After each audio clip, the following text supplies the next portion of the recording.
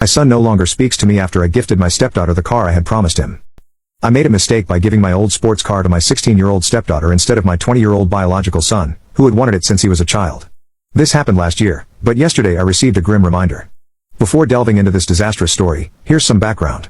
I've been a car mechanic since I was 19 and had my own garage shop since I was 28. After the failure of my marriage, I remarried a few years later. Like my current wife, she had a daughter from her first marriage. My stepdaughter was about 4 years old at the time, and saw me as her real father since her own father had abandoned her. My son from my first marriage lived with his mother, but I saw him often. He used to pass by the shop on his way home from school, and occasionally he'd come in to greet me or take a look at the cars in the shop. My wife and my ex-wives got along well, and there were never any issues with my son staying over for dinner or to spend the night, even though he lived with his mother. When I turned 17, my father gifted me a black Chevrolet SARS, and I cherished that car all my life. I deeply love that car. 90% of its parts were original, and as a mechanic, I had no problem doing everything